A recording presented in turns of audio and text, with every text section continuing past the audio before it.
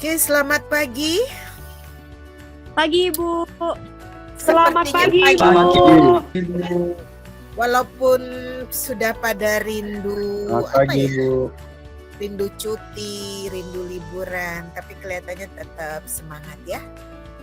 Tetap, dan mudah-mudahan pagi ini semuanya sehat. Semuanya sehat nggak? Ada temannya Puji yang Tuhan sehat, Bu. kurang sehat? Alhamdulillah. Sehat, Bu. Semuanya sehat. Siap, Bu. Ya, alhamdulillah ya semuanya sehat. Kita lanjutkan mata kuliah kita yang kemarin minggu lalu ya. Oh ya, yang kemarin yang ada masalah terkait absensi belum sempat saya ini ya. Belum sempat saya revisi, tapi sudah saya catat beberapa yang kemarin ini.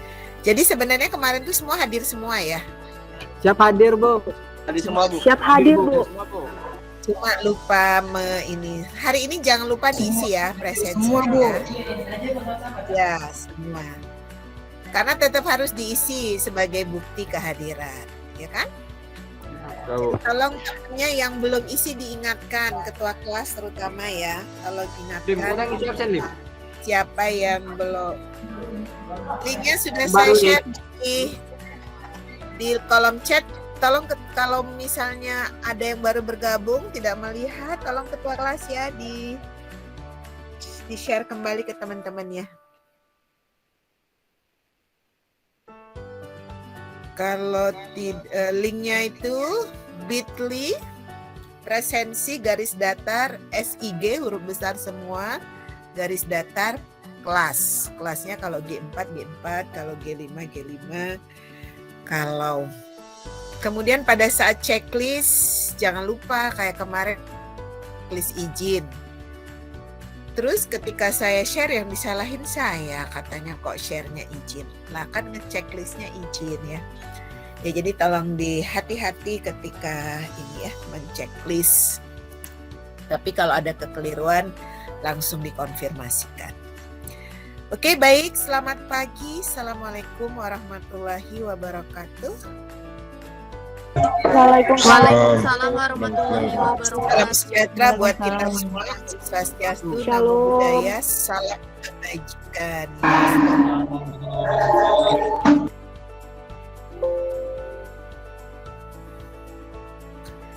Oke, kita lanjutkan. Untuk tugas mungkin minggu depan mulai saya share ya. Jadi tugas itu sekaligus untuk praktek kita ya. Jadi praktek.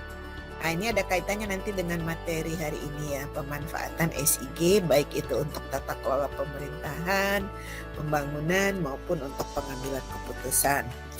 Nah, nanti Anda bisa memilih apakah membuat sistem informasi geografis baik di level desa, kecamatan atau kabupaten kota. Mungkin nanti kalau skopnya itu kalau misalnya ambil kecamatan itu bisa berapa orang, kalau misalnya desa mau sendiri di desa misalnya boleh. Jadi kemudian kira-kira mau membuat SIG yang terkait apa yang terkait dengan tata kelola pemerintahan. Kemudian bagaimana peta diintegrasikan dengan data atribut ya. Apakah mau tentang kemiskinan, tentang kesehatan, tentang sebaran tata guna lahan, segala boleh ya.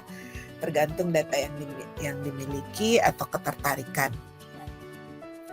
Nah, menggunakannya bisa menggunakan ArcGIS, web ArcGIS yang berbasis web atau yang mau berbasis desktop atau mau pakai Quantum GIS. Jadi itu panduannya banyak banget ya, banyak banget panduannya di YouTube juga banyak, di ini banyak. Nanti saya share juga di ini, tapi minggu depan ya, sekalian tugas, sekalian panduan-panduannya.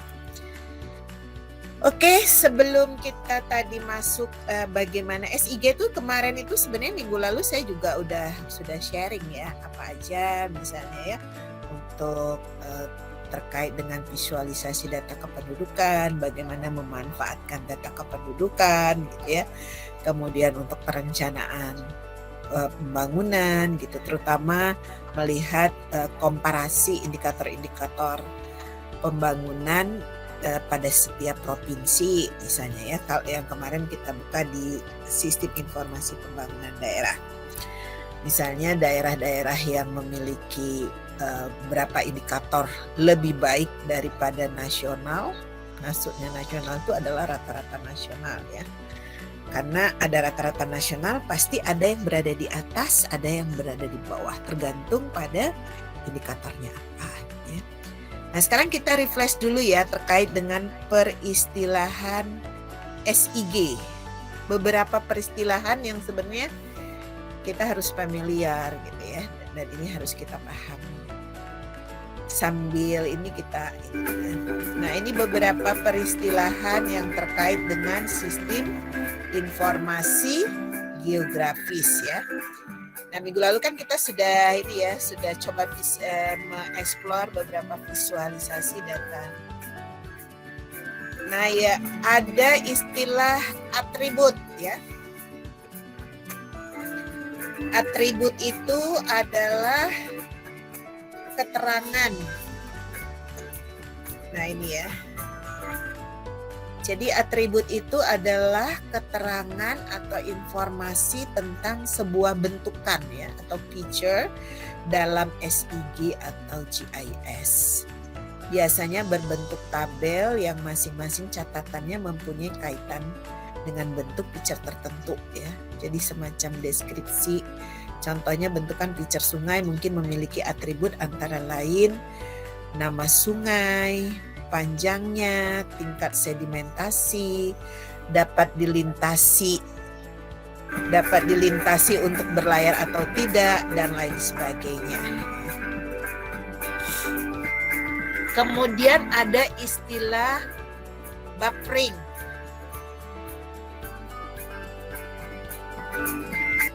Jadi buffering, fungsi ini tuh menghasilkan data spasial baru yang berbentuk poligon ya, atau area dengan jarak tertentu dari data spasial yang menjadi masukannya.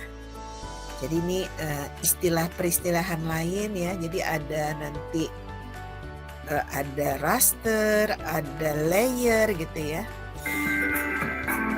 Nah, kemudian ini data kualitatif. Nah, sebagaimana kita tahu jenis data itu ada dua ya. Sebentar, kelewat. Jadi jenis data itu kan ada dua. Ada data kualitatif, ada data kuantitatif. Nah, kita akan menggunakan kedua data itu.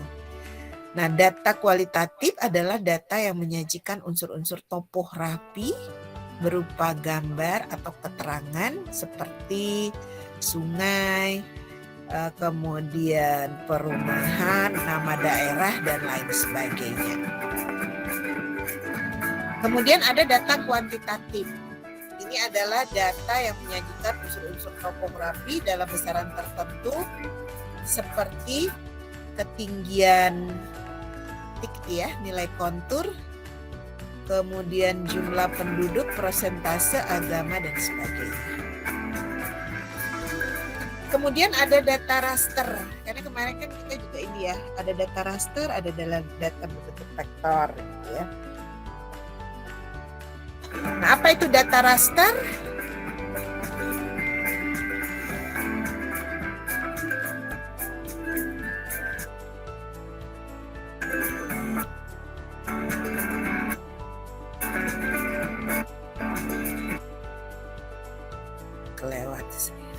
Jadi data raster itu adalah data yang terdiri dari sel-sel yang disusun menurut baris dan kolom. Jadi pada masing-masing sel tersebut tersimpan sebuah nilai tunggal. Data raster biasanya merupakan sebuah gambar, dia biasanya beragam warna ya, beragam warna seperti legenda itu nilai sel tersebut bisa melambangkan sesuatu yang berbeda-beda seperti tata guna lahan.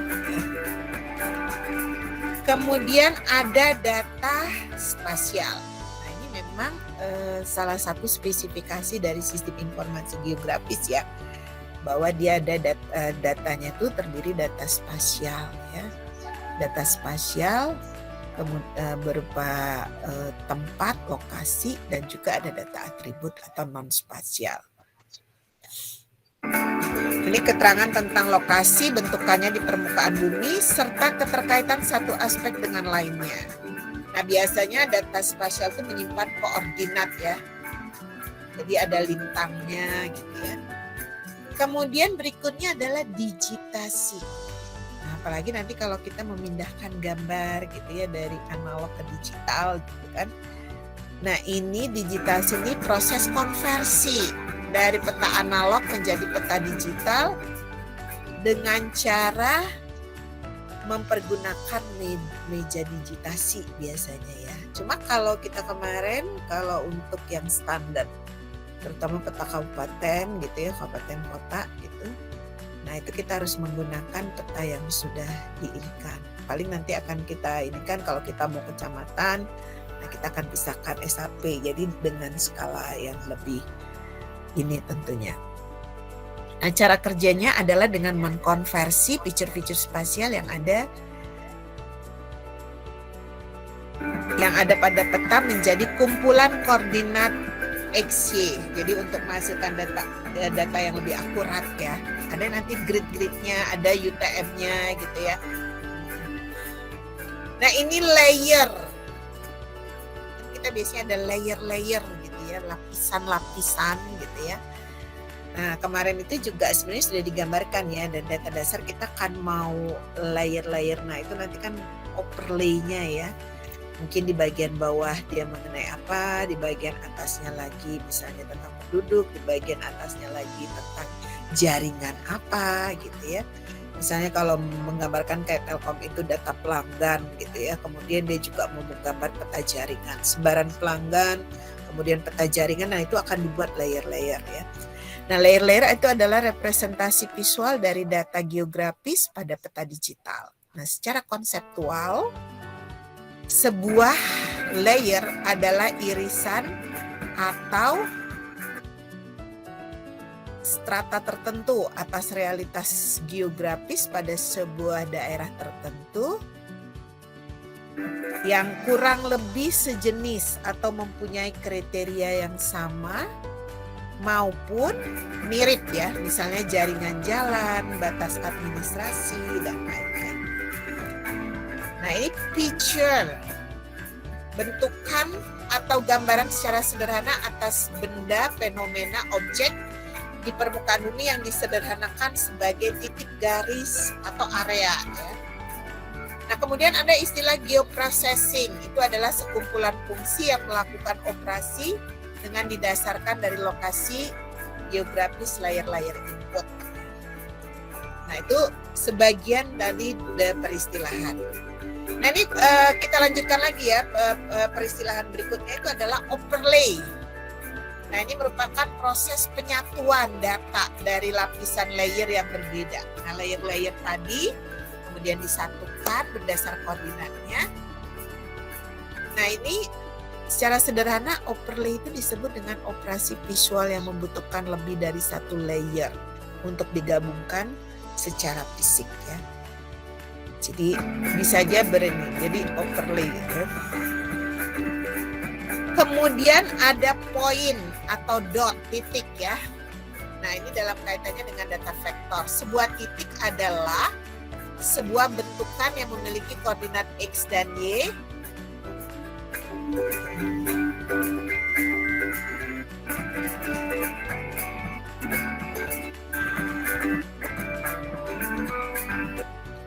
Jadi poin atau dot ini dalam kaitannya dengan data vektor itu sebuah titik. Itu adalah sebuah bentukan yang memiliki koordinat X dan Y yang merepresentasikan suatu pusat atau tempat ya. Misalnya ibu kota negara. Tapi biasanya kalau dia ibu kota kabupaten, ibu kota kecamatan misalnya ya. Nah, itu nanti direpresentasi dengan dot yang lebih besar ya, sesuai dengan fungsinya. Nah, kalau ibu kota negara biasanya kan beri titik merah gitu ya, satu gede gitu kan ya, ibu kota negara.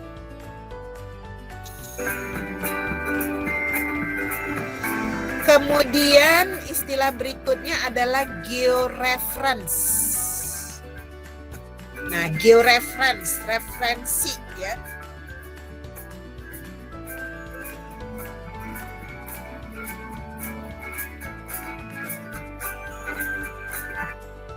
Jadi georeference ini digunakan untuk menyelaraskan ya data geografis agar ia dapat tepat berada pada koordinat yang tepat. Karena kadang-kadang proses digitasi ya, terutama ya apalagi dia yang kalau harus scan gitu ya, atau kadang-kadang menggambar atau foto itu juga kadang-kadang ada ini perubahan gitu ya. Kayak sweep gitu ya, kayak bergelombang gitu. Nah, itu harus diinikan. Nah, sehingga data tadi dapat dilihat, dilakukan query dan dianalisa serta diperbandingkan dengan data geografis lain yang memiliki cakupan wilayah yang sama.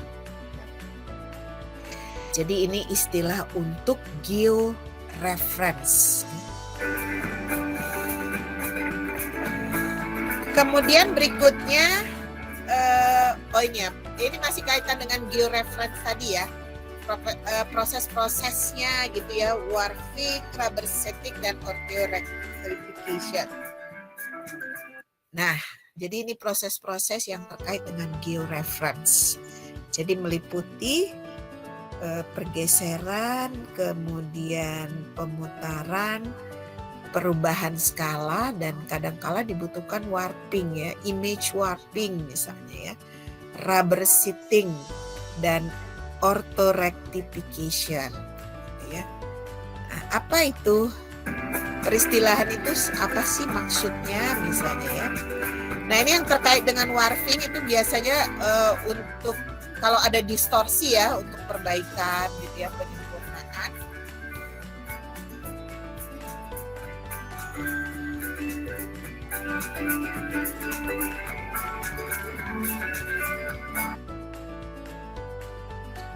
Ya, jadi image warping ini adalah suatu transformasi ya untuk memetakan seluruh posisi koordinat pada image input menjadi hasil pada posisi koordinat yang ada pada image output ya. Jadi salah satu penggunaan warping ini adalah untuk menghilangkan itu tadi ya, distortion. Jadi untuk geometric distortion yang ada pada image atau gambar yang diambil dari kamera ataupun alat lainnya ya.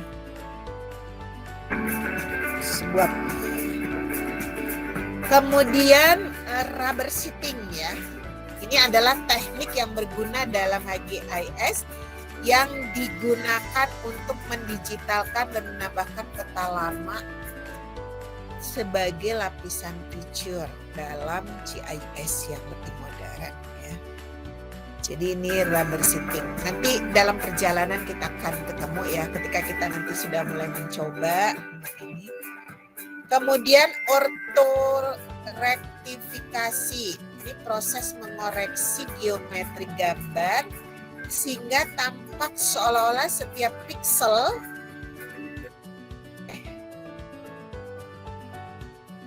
kepencet.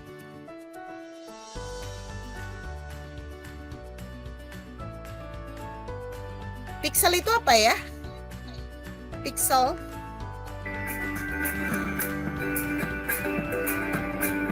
Pixel. Kan kalau kita ngomongin resolusi itu Pixel, ukuran gambar ya sih. Iya, itu terkait ukuran ya, resolusi biasanya ya, kualitas gambar itu dinyatakan dengan biasanya kamera itu semakin besar resolusinya itu kan diukur dari megapiksel ya. Kalau kamera saudara HP itu berapa piksel? 1080. Pokoknya semakin tinggi dan biasanya harga juga makin mahal ya. Ada yang biasanya suka menggunakan merek apa tuh yang gambarnya sharpness ya, tajam gitu ya. tajam. Kemudian kalau biasanya kalau pixelnya gede itu kalau digedein tuh nggak pecah ya. Tapi dia juga berat. Karena kan kalau pixelnya besar berarti kan ukurannya juga besar, ya kan? Tapi tingkat ketajaman, kemudian tingkat ininya juga menjadi lebih ini gitu ya. Makanya kita suka ambil kalau misalnya tidak untuk diperbesar ya bisa di kualitas yang tengah-tengah. Karena itu nanti terkait dengan penyimpanan ya. Karena biasanya kalau SIG ini lumayan gede-gede ya, apalagi petanya itu kan kadang-kadang sampai satu peta SHP gitu ya, save file. Karena itu kan yang kalau yang untuk dimasukkan nanti ke aplikasi itu kan petanya yang extensionnya bukan JPEG ya, bukan JPEG tapi yang SHP misalnya ya, SHX. Nah, kemudian nanti terkait untuk data-data atribut, DBF, dan lain-lain. Jadi itu biasanya ukurannya gede-gede, lumayan ya. Makanya kita butuh penyimpanan, butuh ruang space yang lebih besar biar supaya kalau proses pencarian juga bisa dengan cepat, nggak loadingnya lama gitu ya. Nah, ini ortorektifikasi, proses mengoreksi geometri gambar sehingga tampak seolah-olah setiap pixel diperoleh langsung dari atas. Jadi ortorektifikasi itu menggunakan data elevasi atau ketinggian ya. Ketinggian kita kan kalau pakai Google Map itu kan kita akan ada tambah kurang ya, zoom in zoom outnya itu. Nah, itu kan terkait dengan elevasi ya, ketinggian untuk mengoreksi distorsi medan pada citra satelit. Nah, itu demikian beberapa, tapi masih ada peristilahan-peristilahan yang lain. Tapi nanti bisa dibaca sambil jalan nanti di modul-modul yang akan di-share berikutnya ya. Nah, ini outline yang terkait dengan materi pemanfaatan SIG. Jadi ini masih lanjutan minggu kemarin ya, pemanfaatan SIG untuk pembangunan tata kelola pemerintahan dan juga bisa untuk pengambilan keputusan. Ya. Misalnya ini nanti sisanya saudara nyari ya sebagai tugas. Ini beberapa sebagai contoh. Nanti masing-masing berkelompok 1-3 orang. Kalau satu sih nggak berkelompok ya. Boleh aja mengerjakan sendiri, misalnya saya mau menginikan tentang desa yang skopnya lebih kecil, kemudian nanti menggambarkan juga, nanti kemudian membuatkan SIG-nya juga gitu ya. Nah itu ini misalnya layanan 112 ya. Kalau di luar negeri itu 911 ya kan? Kalau di Amerika itu ada 911. Kita kan sering lihat di film tuh ya, kalau ada apa-apa tuh orang teleponnya ke 911 gitu ya. Nah, ini di Indonesia itu ada layanan 112 untuk tata kelola pemerintahan di Pemkot misalnya ya. Saya udah pernah juga nih benchmarking ke sana ya di Pemkot Surabaya dan DKI Jakarta. Kemudian ada pemanfaatan SIG untuk perencanaan dan pengembangan tata kota. Untuk pendidikan, misalnya pemerataan sistem pendidikan, misalnya sistem zonasi pada PPDB. Nah, itu juga untuk memeratakan mutu pendidikan. Kemudian pemanfaatan SIG untuk pengelolaan pelanggan, penentuan sambungan baru, misalnya di BUMD atau BUMN gitu ya. Ini salah satunya adalah PDAM misalnya ya. Ini saya sebelum sempat tulis lagi ya. Nah, jadi pemanfaatan teknologi informasi di bidang tata kelola pemerintahan mulai berkembang pesat ya. Salah satu penerapan cabang IT adalah Geographic Information System atau Sistem Informasi Geografis. Atau nama lainnya adalah GIS. Nah, GIS ini adalah sistem informasi khusus yang mengelola data bereferensi keruangan geospasial ya. On the earth surface gitu ya, baik di atas maupun di bawah permukaan atau geografis. Nah, teknologi SIG itu dapat digunakan untuk investigasi ilmiah, pengelolaan sumber daya, perencanaan pembangunan, kartografi. Nah, kalau itu yang terkait dengan pemetaan ya, dan perencanaan rute. Nah, rute biasanya Dinas Perhubungan itu sering sekali melakukan simulasi ya. Mereka melakukan simulasi sebelum mengambil keputusan, merubah rute. Kalau Kota Bandung itu sering banget dirubah-rubah rute. Karena Kota Bandung itu kan jalannya tidak terlalu panjang ya. Kemudian juga tidak ini. Jadi ya yang sering itu dilakukan perubahan-perubahan rute ya. Perubahan-perubahan rute. Nah kadang-kadang saya walaupun saya aslinya kan memang Bandung ya. Tapi sekarang kan karena tinggal di Jatinangor gitu ya. Jadi kalau ke Bandung itu kadang-kadang kalau sudah lama itu suka bingung gitu ya. Karena ada perubahan rute-rute lagi gitu ya. Nah itu kan selalu disimulasikan. Ini kan mana rute-rute yang mungkin untuk kalau ada event di suatu tempat di mana gitu ya. Untuk ya biar supaya lancar gitu ya lalu lintasnya untuk menghindari traffic jam gitu ya atau road congestion, kemacetan gitu. Nah itu selalu ada simulasi kemudian menjadi kebijakan ya. Nah kemudian bentuk pemanfaatan GIS atau SIG bisa dilihat dari program layanan siaga. Biasanya siaga ini terkait dengan komplain keluhan masyarakat yang ingin dibantu secara real time gitu ya. Nah ini ada sebagai antisipasi misalnya kalau terjadi bencana, tiba-tiba ada banjir bandang misalnya ya, tiba-tiba ada pohon tumbang. Bahkan kalau di Surabaya itu ternyata misalnya kucingnya manjat nggak bisa turun, itu juga bisa lapor ke, kalau di Amerika 911, kalau di ini 112 gitu ya. Nah waktu itu kita ngeliat tiba-tiba kok ada yang lapor kucingnya. Nah makanya itu nanti pemadam kebakaran tuh kan punya ini ya, yang punya untuk yang bisa tinggi gitu ya. Nah nanti itu diambil, kucingnya kesangkut di ini. Jadi bisa dibantu. Pohon tumbang, kebakaran dan lain-lain. Oke, mari kita simak ya 911-nya Indonesia atau 112.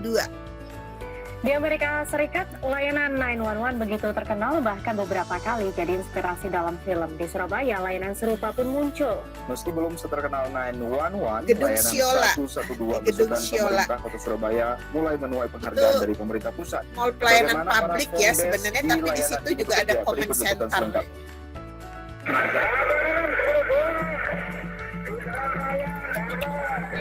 Nah, ini berbasis GIS juga. Sejak pagi, suasana command center atau pusat kendali 112 di gedung Exiola sudah terlihat sibuk. Informasi Exiola. dan aduan telepon, mulai penemuan mayat, kecelakaan, masalah pedagang kaki lima, sampai orang iseng pun silih berganti masuk. Tidak ada waktu bersantai bagi belasan petugas piket di sana. Headphone menutup telinga, tangan menggenggam telepon dan handy talkie.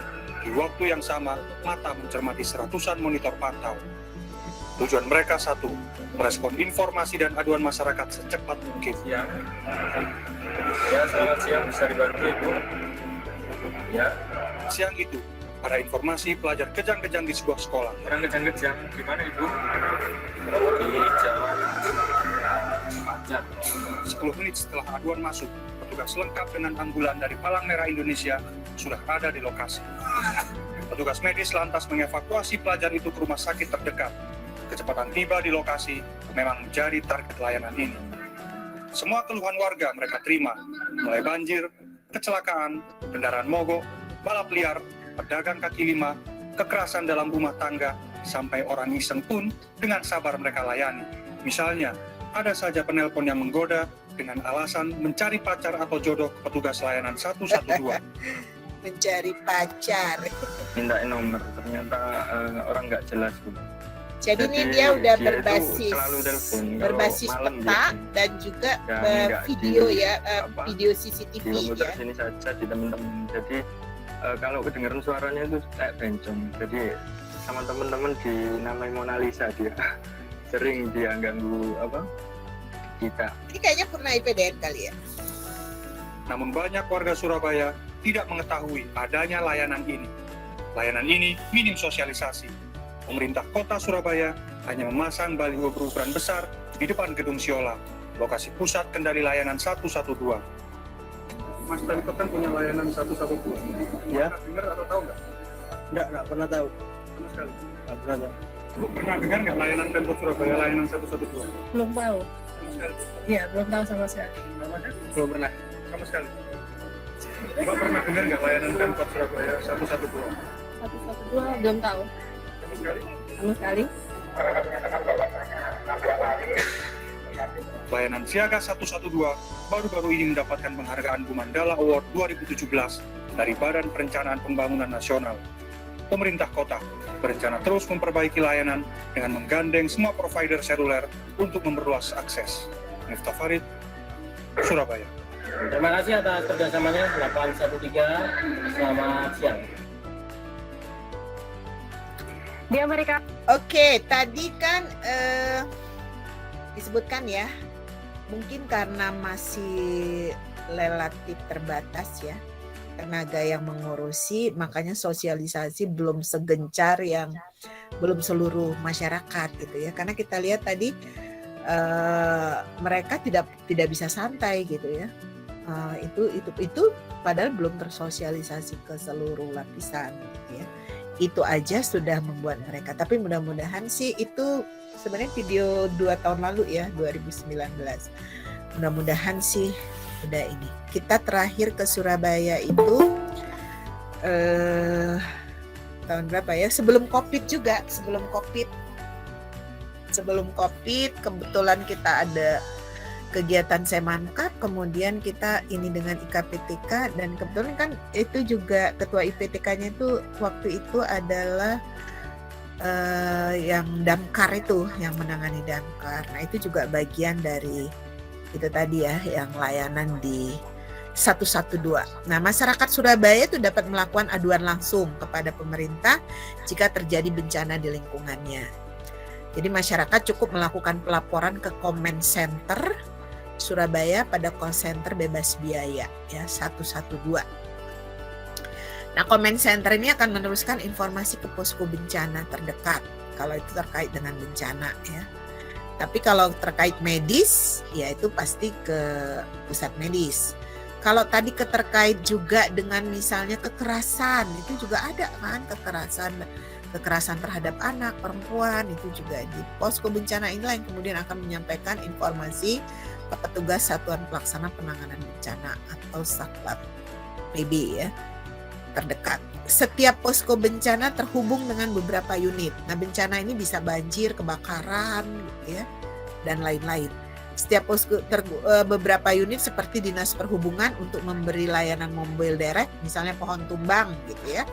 Nah itu ini kemudian PMI dan Dinas Kesehatan untuk ambulans atau alat medis. Kemudian kepolisian untuk kebutuhan mobil atau motor patroli ya. Biar supaya cepat ya membuka kemacetan. Kemudian pemadam kebakaran untuk kebutuhan jika terjadi bencana kebakaran. Jadi semuanya bisa dilayani dengan cepat. Tadi berbasis GPS ya. Jadi berbasis geografis ya, lokasi. Jadi langsung dicek itu lokasi di mana, kemudian bisa terdekat itu rute yang bisa dilalui agar bisa cepat menangani. Nah kemudian teknologi GIS atau SIG ini dimanfaatkan untuk menunjukkan lokasi ya, lokasi bencana dan rute terdekat kepada unit penanganan bencana yang bertugas. Nah Comment Center selain menerima aduan darurat juga bertugas memantau kondisi kota Surabaya. Termasuk itu biasanya kan sekarang sudah mulai ini ya, yang untuk pelanggaran lalu lintas apa namanya?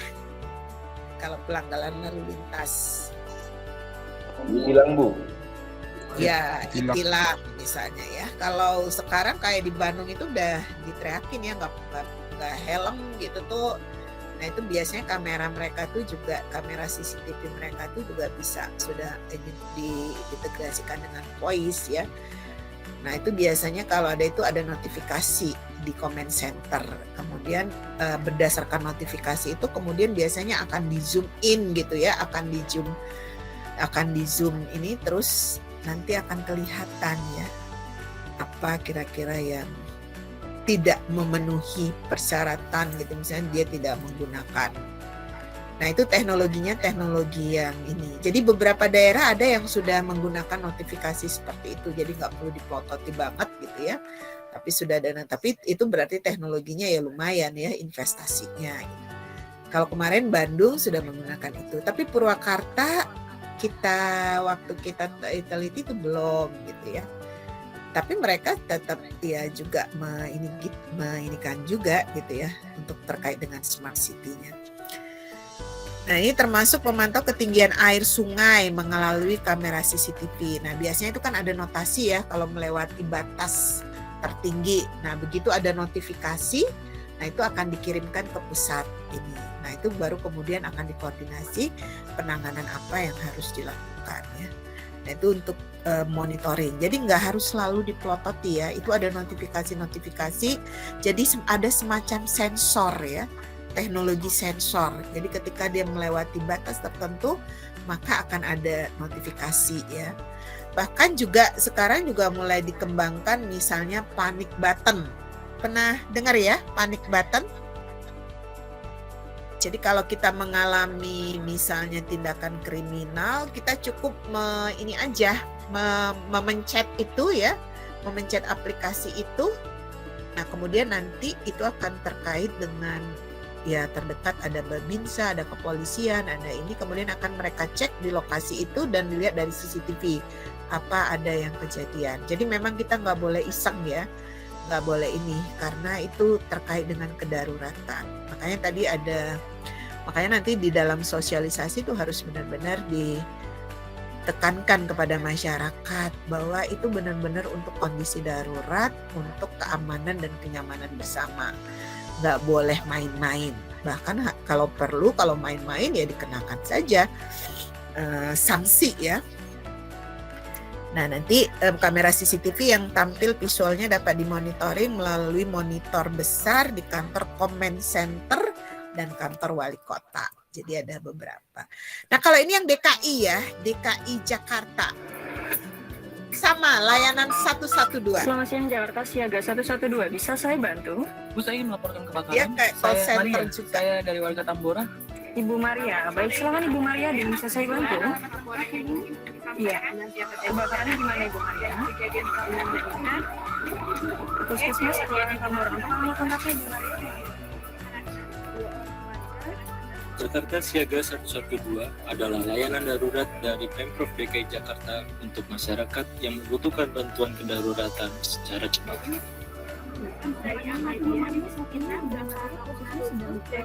Peran dan kerjasama Anda sangat berarti dalam layanan darurat ini.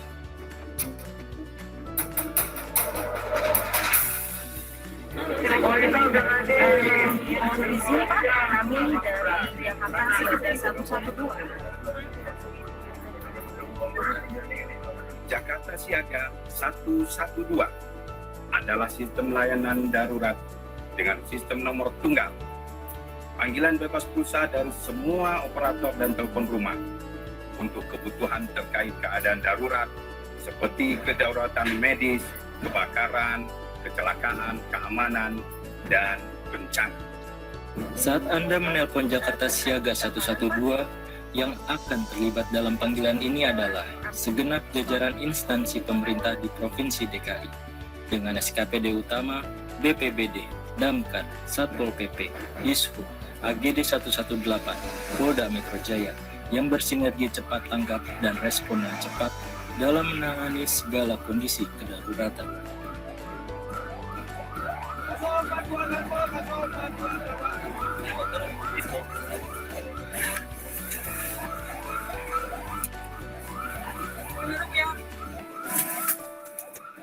Suka merinding kalau ada dengar suara sirine gini ya.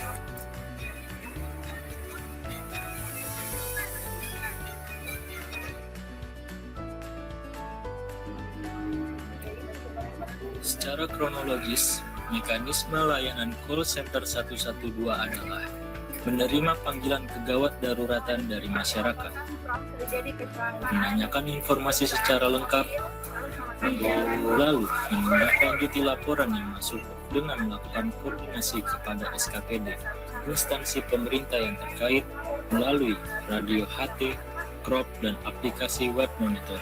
Kemudian memantau kasus yang sedang terjadi oleh back office melalui web monitoring hingga penanganannya selesai. Bagi yang Ya, web menyalahgunakan monitoringnya layanan itu Jakarta Siaga ya itu ya 112 berbentuk akan GIS. dikenakan sanksi sesuai peraturan yang berlaku. Saat Anda menelpon 112, persiapkan diri Anda untuk menjawab beberapa pertanyaan dari petugas. Apa jenis keadaan daruratnya? Di mana lokasi kejadiannya? Apakah sudah ada korban atau belum? Apakah kejadiannya terjadi di bangunan? Lalu, berikan nama dan nomor telepon yang bisa dihubungi. Mari warga Jakarta gunakan layanan 112 hanya untuk keadaan darurat. Kami siap mengabdi untuk membantu warga Jakarta.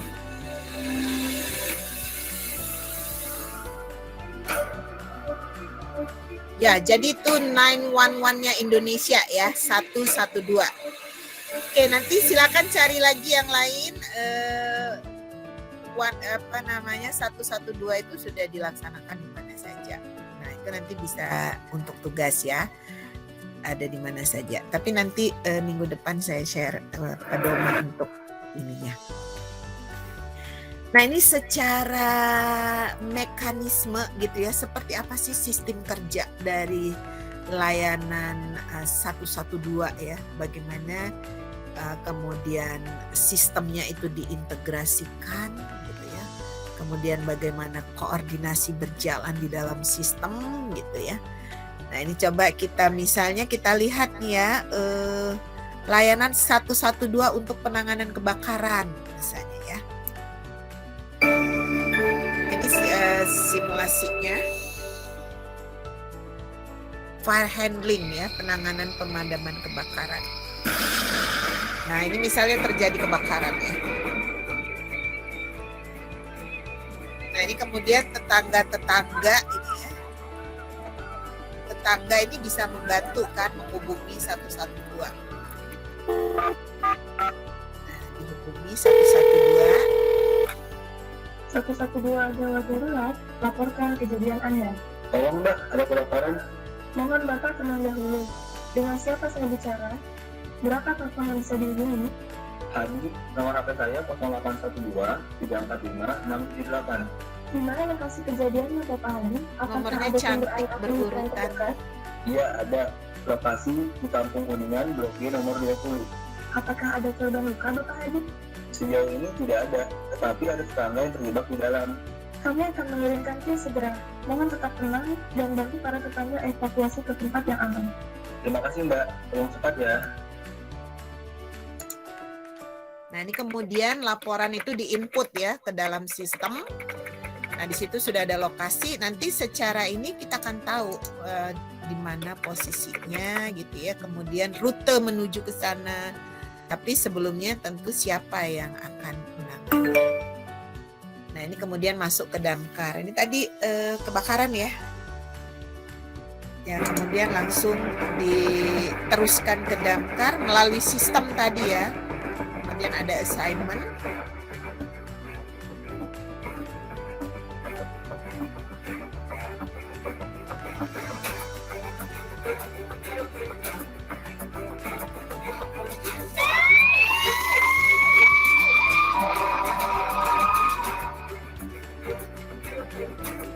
Nah, kemudian ini rumah sakit juga ya, nanti untuk korban yang ini sudah siap-siap juga ya. Selain pemadam kebakaran, ambulans juga siap-siap untuk datang.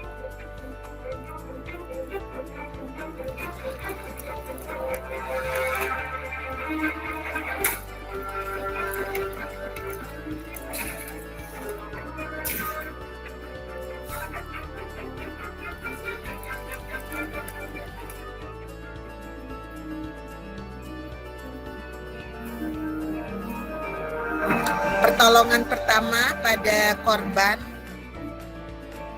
oleh petugas medis yang sudah datang juga gitu ya, karena tadi sistemnya itu langsung mendisposisi secara online untuk beberapa dinas-dinas terkait. Nah, kemudian setelah ditangani, kemudian langsung dilaporkan di dalam sistem juga.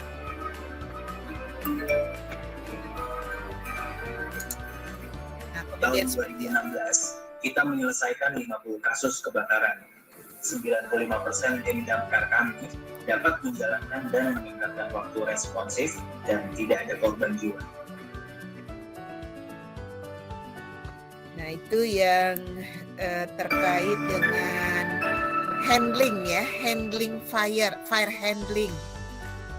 Kemudian juga ada, nah ini 112 untuk penanganan medis misalnya. Kalau tiba-tiba ada orang yang, ini terutama untuk penyakit degeneratif ya, misalnya jantung tiba-tiba sekarat gitu ya, jatuh misalnya ya. Seperti apa sistemnya bekerja gitu ya, diintegrasikan.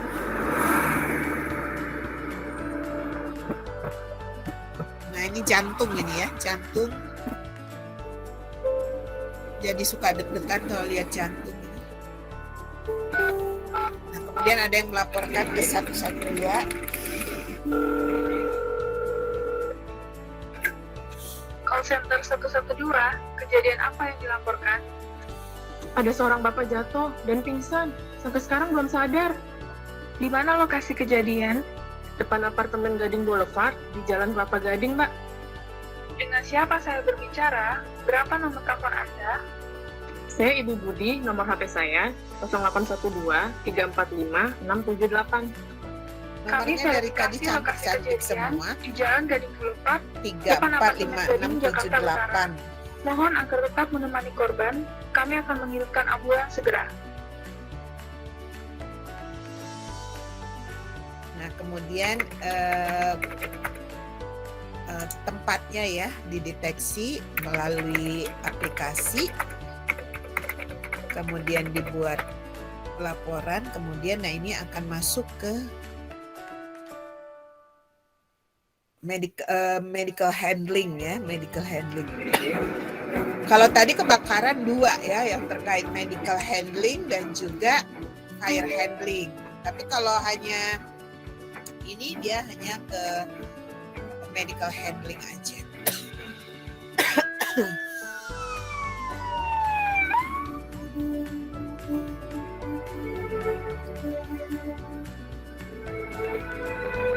Suka deg-degan kalau lihat ini.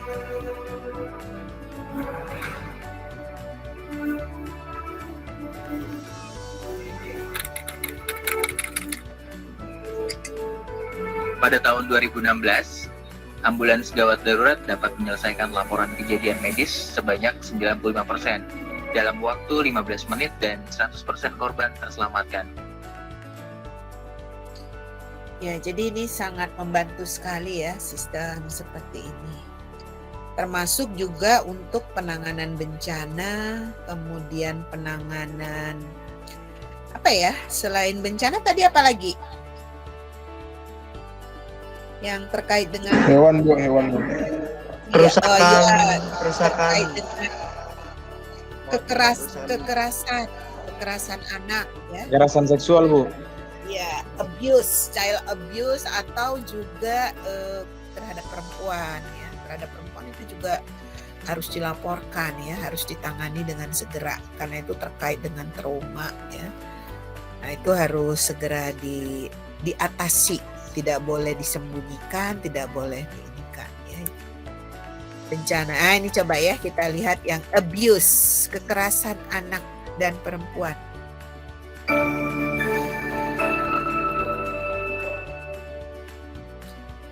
Child abuse.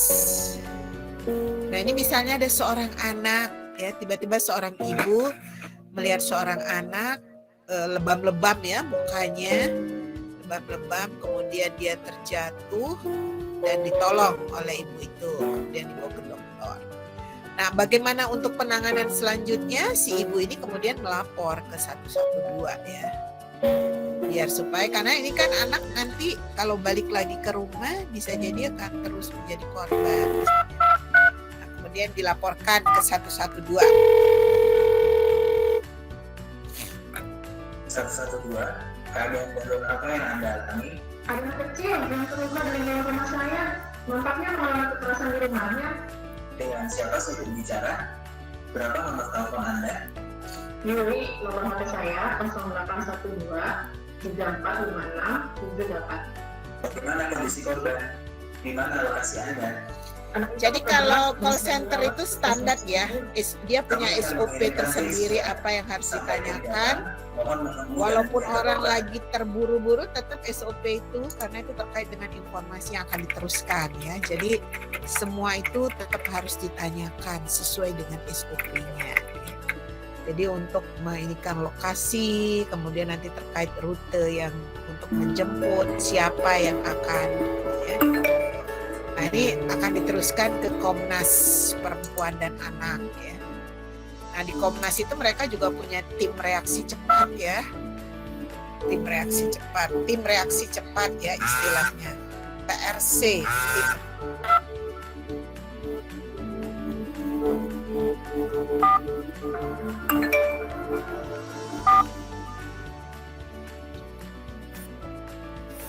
Nah, kemudian si anak akan dijemput ya untuk di ini kan di rumah aman gitu ya, dilindungi, kemudian juga dikoordinasikan dengan kepolisian ya, untuk melindungi anak tersebut.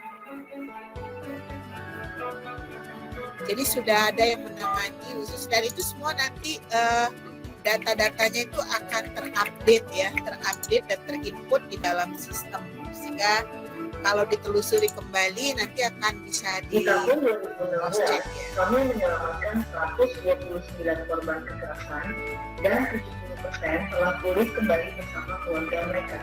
Sementara sisanya ditempatkan di rumah aman untuk pengobatan. Jadi ada rumah aman, safe house ya. Jadi ada rumah aman atau safe house. Oke, jadi dari misalnya minggu lalu kan kita terkait dengan visualisasi data ya, sistem informasi geografis itu bisa dimanfaatkan untuk visualisasi data ataupun pelayanan publik. Nah kalau yang tadi sistem informasi geografis itu juga diintegrasikan dengan pelayanan publik lainnya, terutama yang terkait dengan kedaruratan ya. Jadi untuk menentukan lokasi dengan cepat, titik lokasi dengan cepat, kemudian rute yang harus dilalui dan sebagainya. Kemudian nanti juga datanya akan diinput sehingga nanti per titik itu akan ketahuan gitu ya, di mana saja sebaran misalnya kebakaran yang pernah terjadi gitu ya. Kemudian nanti kan akan dianalisis kenapa di daerah ini sering sekali terjadi kebakaran gitu ya, atau kenapa daerah ini sering sekali terjadi banjir, atau kenapa daerah ini terjadi ya macam-macam tadi ya, kedaruratan yang lain. Atau mungkin penyakit, kenapa sih di wilayah ini banyak sekali terjadi serangan penyakit degeneratif misalnya ya. Ini terkait dengan pola gaya hidup atau bagaimana, atau kondisi lingkungan dan sebagainya. Oke, sampai di sini. Apa yang Anda pahami dengan pemanfaatan sistem informasi geografis? Ini nanti menjadi tugas ya, nanti masing-masing buat tugas bagaimana pemanfaatannya di bidang-bidang lain atau di tempat-tempat lain. Misalnya di kabupaten kota itu inovasi yang terkait dengan pemanfaatan sistem informasi geografis apa? Tadi kan sudah dicontohkan layanan 112 gitu ya. Kemarin sudah ada layanan Adpinduk, kemudian juga untuk pengembangan wilayah. Nah ini untuk pengembangan wilayah ya. Nah ini di pusat ya, PR yang di pusat. Tapi nanti di DKI lain lagi.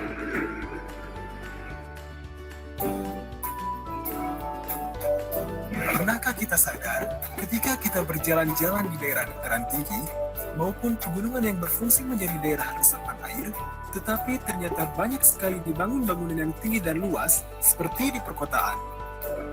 Atau ketika kita melihat sangat banyak sekali bangunan serupa yang ada di tepian sungai, seringnya kemacetan terjadi, banjir di mana-mana, maupun permasalahan lainnya.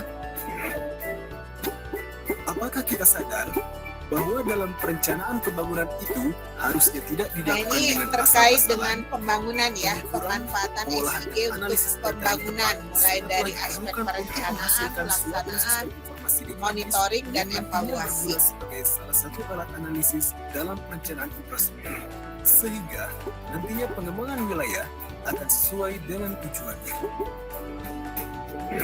Lalu, kenapa sistem informasi geografis ini begitu penting?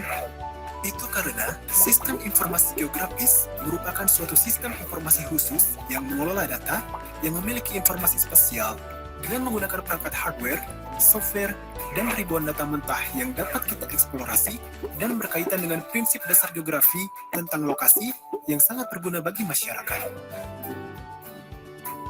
Dengan sistem informasi geografis, kita dapat melihat, mengerti, memvisualisasikan, dan menginterpretasikan data dalam bentuk visual seperti lokasi, kondisi, tren, pola, dan permodelan yang memudahkan kita dalam menentukan perencanaan yang baik. Dengan sistem informasi geografis, kita dapat mengerti apa yang telah terjadi, apa yang sedang terjadi, dan apa yang akan terjadi dalam lingkup geografis. Dengan kita mengerti geografis itu, maka akan membawakan kebijaksanaan. Dan dengan kebijaksanaan, kita dapat menentukan kebijakan yang dapat berguna di masa depan yang lebih baik. Dengan kita mengetahui pentingnya sistem informasi geografis ini, tentunya kita tahu bahwa dalam melakukan perencanaan infrastruktur wilayah dengan akurasi yang tinggi, diperlukan kompetensi khusus yang berkaitan dengan sistem informasi geografis. Sebagai contoh, ketika perencana infrastruktur wilayah berencana akan membangun infrastruktur penunjang suatu wilayah, dan dia ditugaskan untuk menentukan titik wilayah yang akan dibangun, tapi ternyata apa yang dibangun tidak sesuai dengan kebutuhan yang ada. Misalnya, karena ada infrastruktur lain yang serupa yang telah ada pada wilayah tersebut. Padahal yang dibutuhkan dengan melihat keadaan yang ada, seperti jumlah penduduk yang padat, kebutuhan akan air bersih yang meningkat, maupun peningkatan volume kendaraan di jalanan yang berakibat pada kemacetan di setiap saat. Lalu, apa yang diperlukan dengan kompleksnya permasalahan yang muncul tersebut? Jawabannya adalah diperlukannya orang-orang dengan kompetensi khusus terkait dengan sistem informasi geografis yang mana sangat berguna untuk perencanaan infrastruktur wilayah. Dalam hal ini, Kementerian PUPR sebagai salah satu kementerian yang bertanggung jawab dalam pembangunan infrastruktur Indonesia harus Nah, ini memiliki ASN terkait yang dengan berkompeten. infrastruktur. Ini kan sekarang lagi Hal ini gencar-gencarnya mengacu ya pada Permen di Nomor 5 eranya Pak Tahun Jokowi 2004 ini tentang aparatur mengembangkan sipil negara, pembangunan yang bahwa terkait ASN dengan infrastruktur. untuk Ada meningkatkan infrastruktur kualifikasi, jalan, kinerja, misalnya dan jalan kompetensi, tol, jalan sehingga dapat menjawab jalan-jalan kebutuhan dan tantangan jalan. tolnya itu tidak hanya di darat tapi juga Untuk tol laut. mewujudkannya, Badan Pengembangan Sumber Daya Manusia, Kementerian PUPR, Nah, ini yang di memfasilitasi Kementerian dalam meningkatkan PUPR ya. kualifikasi, kinerja, dan kompetensi ASN ini salah satunya dalam hal perencanaan infrastruktur PUPR yang terpadu dan sinkronisasi program berbasis pengembangan wilayah. BPSDM Kementerian PUPR memfasilitasi para SDM yang terkait dengan pelatihan tentang Geographical Information System atau GIS dengan tujuan untuk meningkatkan keahlian dan keterampilan teknis ASN dalam memanfaatkan aplikasi ini sebagai salah satu alat analisis perencanaan pengembangan infrastruktur wilayah. Pelatihan ini merupakan pelatihan berjenjang. Yang pertama yaitu pelatihan GIS PIW tingkat dasar dan pelatihan GIS PIW tingkat lanjutan, yang kesemuanya ditujukan khusus untuk ASN PUPR dengan latar belakang pendidikan serendah-rendahnya D3.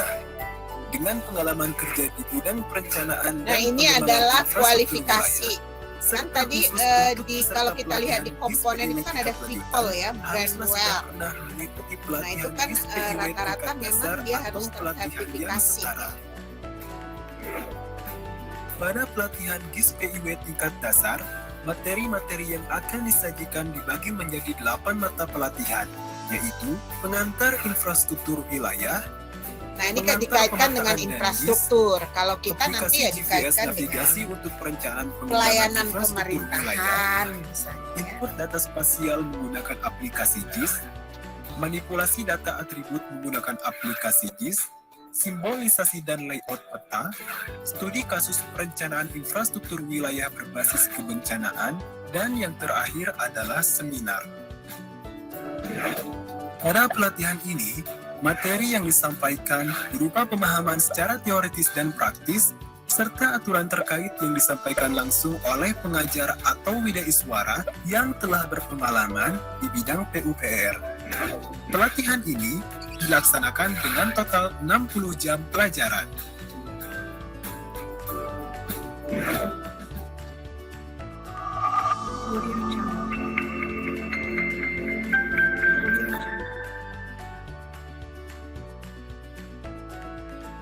Nah, ini satu lagi ya terkait dengan yang di DKI ini, Information yang di System adalah DKI. teknologi yang dapat membantu pembangunan tata kota. Dengan adanya teknologi ini, kita dapat melihat kondisi geografi sebuah lokasi yang akan dibangun, lengkap dengan data penting untuk menunjang pembangunan berkelanjutan. Ini masih di Ibarat DKI. permainan SimCity, di mana Anda Nah, dapat kalau membangun dulu sebuah suka kota dengan main memperhatikan SimCity permasalahan itu kompleks, pasti seperti tahu kepadatan betul ya penduduk, bagaimana ketersediaan cara listrik, serta tingkat polusi yang ada. bahkan kita Geographic juga bisa Information System merencanakan atau GIS anak ya kalau adalah SimCity sebuah itu ya. teknologi yang memungkinkan kita untuk mendapatkan visual sebuah lokasi lengkap dengan real-time data. Hal tersebut juga dapat membantu kita untuk menemukan masalah dan menentukan solusi terkait pembangunan yang akan dilakukan, termasuk diantaranya tentang kepadatan penduduk atau infrastruktur. Tak hanya di kota saja, kita bisa menggunakan sistem ini dimanapun lokasi yang diinginkan. Jadi tidak hanya di kota ya, dimanapun, termasuk di desa-desa. Nah, di sini sebenarnya satu fenomena yang menarik. Sebagaimana kita ketahui, sekarang dalam dunia ini kan banyak dinamika ya. Kita lihat dinamika iklim, dinamika kependudukan, dinamika politik, kebencanaan, kemasyarakatan. Nah, GIS ya atau disebut JIS atau dalam bahasa Indonesia adalah Sistem Informasi Geografis, adalah kemampuan untuk mengolah semua data-data ini dalam konteks lokasi. Dengan konteks lokasi, memungkinkan semua komponen masyarakat, pemerintah, baik itu juga agensi maupun masyarakat dunia untuk melihat permasalahan secara jelas sesuai dengan konteks lokasi di mana permasalahan tersebut. Data yang digunakan oleh GIS merupakan data resmi yang diperoleh dari instansi pemerintah terkait. Nah, kemarin sudah Pantauan kita ini kan di ataupun awal ya, drone. bahwa salah satu Hal instansinya tersebut itu adalah membuat Badan solusi pembangunan Informasi kota dapat dibuat Geografis secara ya. lebih tepat. Nah, ini adalah Geospasial, suatu Badan simulasi Informasi dari Geospasial. tata ruang Jakarta dalam format yang sangat mudah dipahami ya. Kita berikan color coding. Nah, ini dibuat oleh Nah, ini Tata pakai Ruang color Jakarta coding dengan atau menggunakan legenda-legenda teknologi ya, GIS, legenda-legenda itu oleh yang Dinas Cipta terkait. Karya Tata Ruang dan Pertanahan Provinsi DKI Jakarta. Semuanya dipetakan dengan data-data yang lengkap dan precise yang akan membantu misalnya orang yang akan menentukan atau pembangunan di suatu wilayah, apakah itu termasuk zona. Precise apa maksudnya? Data-data yang precise katanya. Apa maksudnya? Halo? Hah? Ya, Bu. Apa precise? Precise. Tepat, Bu. Hah? Apa? Tepat, Bu. Tepat, Bu. Tepat. Ya, tepat ya. Ya, Ya, Bu. precise Tepat, itu Bu. bahasa Inggris. Kalau bahasa Indonesianya kita sering sebutnya presisi ya. Tepat sesuai dengan koordinat. Ya, presisinya tinggi gitu ya. Jadi ketepatannya, keakuratannya. Penduduk atau residensial, zona komersial, di mana Apalagi orang di berbisnis, Jakarta zona ya, perkantoran, lahan atau itu kan zona alam terbuka. antara satu Sehingga dengan lainnya itu ini sudah menjadi informasi berbeda, yang transparan, ini bisa sekali. Jadi digunakan harus oleh terpetakan segala komponen secara masyarakat, baik ya. dan semuanya nanti bisa mendukung kepada sustainable development bagi kota Jakarta. Salah satu keunggulan GIS ini adalah pemanfaatannya dapat digunakan oleh siapapun, termasuk pemerintah sebagai regulator. Manusia tidak menjadi objek dari pembangunan, tapi menjadi driver dari transformasi pembangunan itu sendiri. Pemerintah sudah membangun infrastruktur dan lain sebagainya, apakah infrastruktur itu berjalan dengan baik atau tidak, atau malah memberikan efek yang negatif pada masyarakat ternyata. Nah itu bisa masyarakat bisa menjadi check and balance, menjalankan fungsi check and balance untuk pemerintah itu sendiri. Pembangunan berkelanjutan menjadi faktor penting saat ini untuk menghindari permasalahan dalam jangka panjang terkait sosial, ekonomi, maupun iklim. GIS merupakan teknologi yang dapat dimanfaatkan untuk melakukan semua itu. Untuk mencoba aplikasi ini, Anda dapat mengunjungi situs tataruang.jakarta.id dan tentunya secara Tuh, tadi kalau mau mencoba aplikasinya bisa datang kemana tadi? Tata Ruang Jakarta Go ID ya, seperti tadi yang digambarkan. Nah, kalau kita mau melihat bagaimana zonasi dilakukan, peruntukannya untuk apa. Tadi dia melakukan codingnya menggunakan warna. Kita sering sebutnya dengan legenda ya. Jadi warna kuning itu apa, warna ini apa. Nah, itu bergradasi ya, tekstur. Ya, itu menyatakan informasi ya, informasi. Jadi kita bisa dengan cepat melakukan komparasi. .id dan tentunya secara gratis. Tredi Gratis Pradipta, katanya. Jakarta. Gratis. Ya gratis lah kalau pemerintah ya. Nah jadi kenapa teknologi JIS penting? Nah saya sekarang mau cross check dulu ke peserta perkuliahan. Oke, saya akan acak kelas G4. Apakah lagi tidur atau lagi Siap Bu, G5 G6 aja Bu. Izin Bu, G5 G6 Bu. Izin Bu, G5 G6 Bu. Iya kok G5 G6 kok ya, bukan G4. Iya tuh saya salah. Oke, yang G5 dulu deh, saya salah. Bukan, saya nggak presisi berarti. Jadi bingung. Oke, sekarang G5 dulu. G5. Siapa ini? Dani Ruben. Enggak. Zulkifli. Oke, Zulkifli. Ada Zulkifli. Zulkifli yang mana? Halo, Zulkifli. Where are you? What are you doing now? Zulkifli? Oh, jangan-jangan bobo dia ini. Zulkifli lagi bobo ya? Oke, kita lewat Zulkifli. Siap Bu, hadir Bu. Lagi. Oh, hadir. Hah? Jaringannya jelek Bu. Jelek. Kasian deh, jaringan selalu disalahin jelek. Mana Zulkifli? Zulkifli mana? Siap Bu. Oke, Zulkifli. Oke, dari gambaran yang tadi, kenapa GIS itu penting? Kenapa GIS? Dari gambaran yang sudah tadi kita lihat videonya terkait dengan 112, baik itu juga di perencanaan atau pengembangan wilayah gitu ya. Apa sih manfaatnya GIS itu? Zulkifli, kenapa kok Bu. suara saya nggak kedengaran? Ya. Kenapa Siap, Bu. GIS penting? Izin Bu. Ya, baik terkait Izin, dengan Bu. tata kelola Menurut pemerintahan maupun yang pembangunannya. Izin Bu. Menurut saya sih untuk mempermudah pekerjaan Bu. Ya harus lebih konkret, pekerjaan apa? Sebutkan misalnya GIS pada bidang apa, kemudian apa keunggulannya. Apa keunggulannya kita memanfaatkan. Kalau tadi pada layanan 112, 112 bukan 911 ya, tapi 112. Nah, GIS itu dimanfaatkan untuk apa? Hanya untuk membantu misalnya ada kebakaran Bu. Mempermudah Bu. Iya, mempermudahnya itu apa?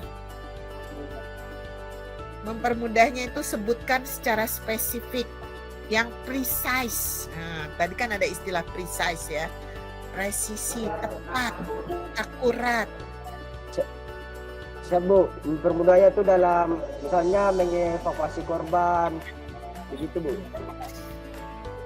Mengevakuasi korban kemana? Evakuasinya kemana? Evakuasinya kemana? Izin Bu, mengevakuasi misalnya masih ada dalam tempat kejadian misalnya kebakaran, mengevakuasinya tuh dari dalam rumah ke luar rumah Bu. Itu doang. Kalau dari dalam rumah keluar rumah nggak pakai GIS juga bisa, ya kan? Kalau tadi kan kita udah lihat tuh SOP-nya ya. Awalnya itu SOP-nya harus gimana dulu. Ada laporan pengaduan, ya kan? Nanti kemudian laporan pengaduan dicatat, ditanya lokasinya, ya kan? Ditanya lokasinya, kemudian kontak personnya untuk memudahkan. Nah, itu kemudian tadi di-input di dalam sistem, maka tahulah titik. Nah, titik itu kemudian di-share ke institusi-institusi yang bertanggung jawab ya untuk membantu menyelesaikan masalah. Jadi yang pertama itu penentuan lokasi, mempercepat menentukan lokasi di mana ya. Kemudian yang kedua rute, ya kan? Rutenya itu mana yang paling cepat. Nah, itu dilihat dari titik yang sudah di mapping tadi, titiknya berdasarkan alamat yang diberikan, by name, by address tadi.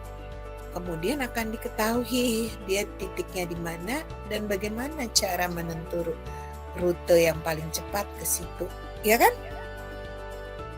Ya, Zulkifli. Oke, Zulkifli. Siap Bu. Siap Bu. Seperti itu ya.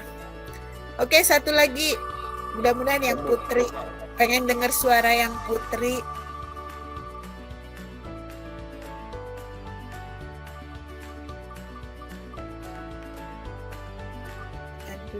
Putri Tiara Nur Wulandari Tiara Nur Wulandari. Alhamdulillah Bu, Putri ya. Tiara Akdim Bu. Oh, ini Meki. Tiara yang mana Tiara? Bu Akdim menjawab Bu. Hah? Izin Siapa? Bu. Ya. Tiara, suaranya laki-laki atau perempuan? Siap perempuan Bu. Perempuan. Oke, Tiara. Mangga Tiara.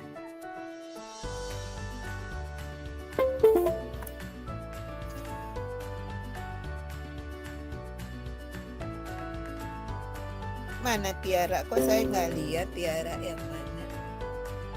Tiaranya ada apa enggak?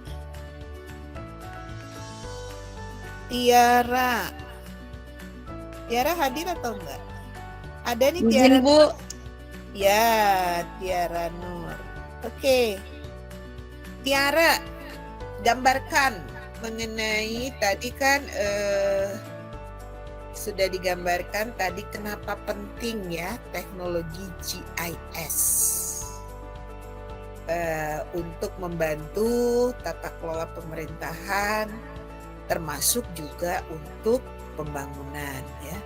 Pembangunan itu mulai perencanaan sampai nanti termasuk perencanaan wilayah ataupun perencanaan pembangunan lain. Kalau tadi kan perencanaan wilayah ya, terutama tadi di perencanaan wilayah. Nanti kita akan cek berikutnya di perencanaan pembangunan. Nah, menurut Tiara,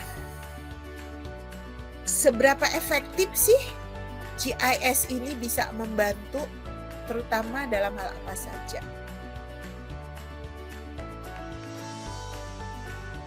Tiara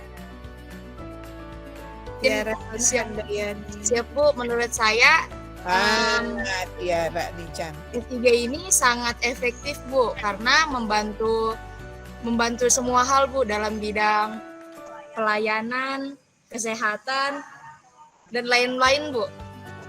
Kebakaran juga, Bu. Semua hal gitu, Bu. Karena bencana tadi sangat ya. penting, Bu. Karena kan, izin, Bu? Iya, tadi bencana, kedaruratan atau bencana. Siap, Bu.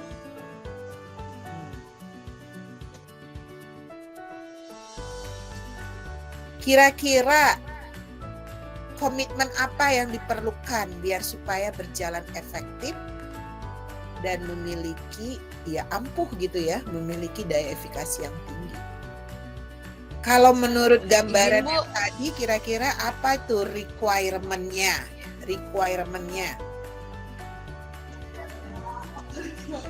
Komitmen yang harus dipenuhi oleh pemerintah ataupun pemerintah daerah ya.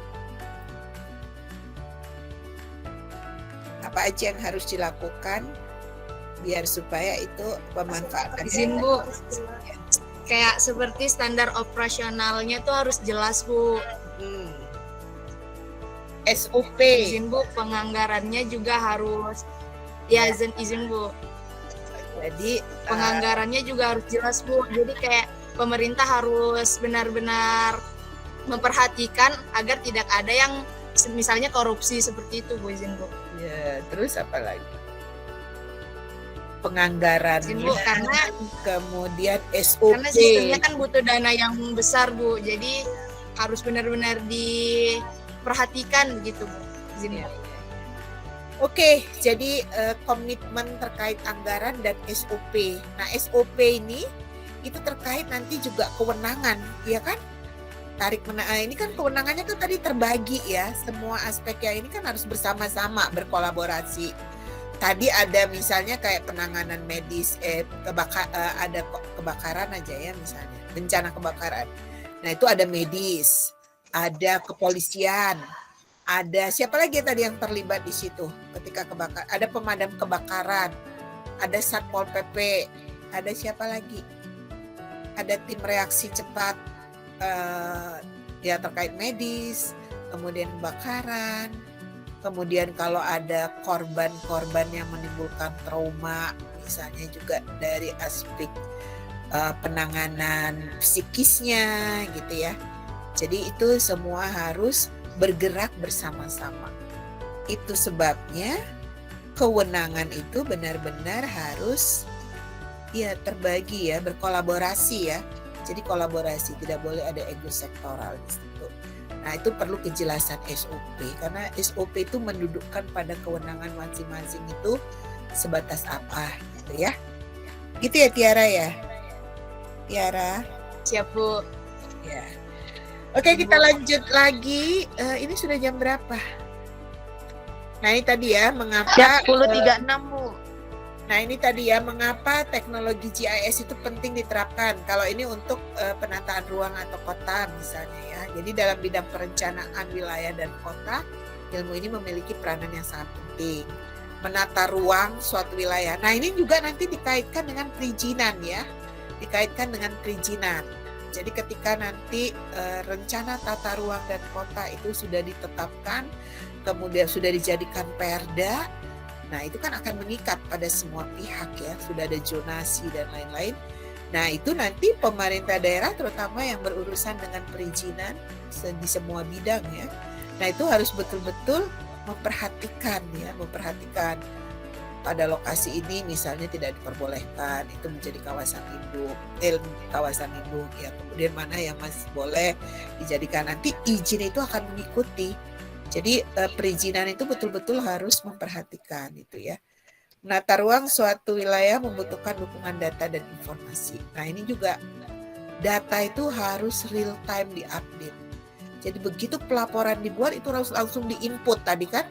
Harus diinput, diteruskan itu dengan hitungan waktu. Nah biasanya itu nanti terkait dengan SPM ya, standar pelayanan minimal. Misalnya 5 menit itu harus sudah go gitu ya semuanya ya. Jadi makanya tadi 95% tidak ada korban. Karena apa? Karena penanganannya cepat gitu ya. Kolaborasinya betul-betul berjalan efektif.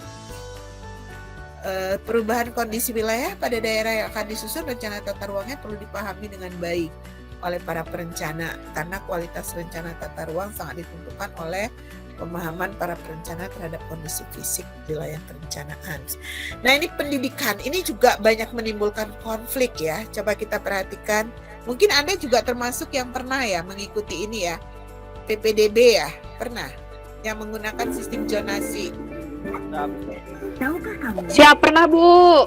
Nah, ini kan juga masih banyak yang ngakal-ngakalin loh itu. Pemerintah dan pemerintah daerah wajib memberikan layanan dan kemudahan, serta menjamin terselenggaranya pendidikan yang bermutu bagi setiap warga negara tanpa diskriminasi. Dengan kata lain, pemerintah menjamin sistem pendidikan yang bermutu dan kemudahan, serta perluasan akses pendidikan yang berkualitas untuk seluruh warga negara Indonesia. Salah satu cara yang dilakukan oleh Kementerian Pendidikan dan Kebudayaan atau Kemendikbud untuk mewujudkan hal tersebut adalah dengan membuat sistem zonasi pendidikan. Menurut Menteri Pendidikan dan Kebudayaan Muhadjir Effendi, sistem zonasi pendidikan adalah salah satu strategi percepatan dan pemerataan pendidikan yang berkualitas. Sistem zonasi pendidikan mengutamakan kedekatan dan jarak antara domisili calon peserta didik dengan satuan pendidikan dan bukan prestasi akademik.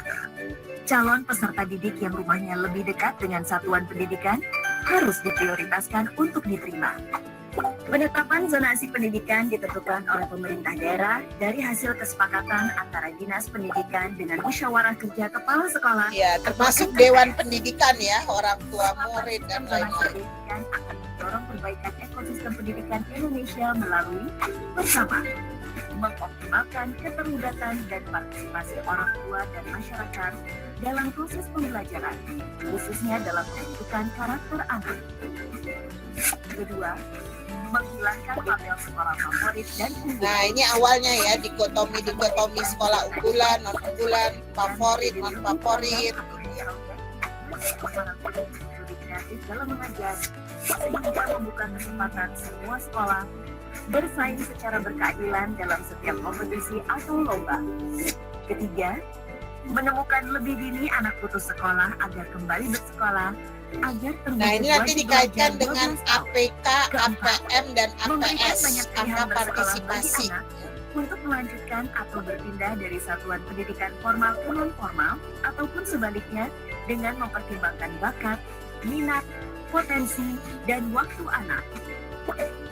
Pemanfaatan sistem zonasi pendidikan akan diperluas untuk memetakan dan menganalisis ketersediaan daya tampung sesuai dengan usia peserta didik pada setiap Nah, jadi kita akan bisa lihat daya tampung untuk setiap sekolah ya. Nanti di daerah itu ada sekolah apa aja, kemudian kita lihat daya tampungnya, tenaga pendidikannya, sarana prasarananya, capaian hasil belajar, pemenuhan standar berapa jumlah peserta didik yang bisa gitu kan. Tersebut akan menjadi dasar pemerintah untuk mempercepat pemerataan mutu pendidikan dan pemberian bantuan pembiayaan yang lebih tepat sasaran. Seperti pemenuhan sarana dan prasarana seperti unit sekolah baru, ruang kelas, laboratorium, lapangan, sanggar, taman, dan perpustakaan.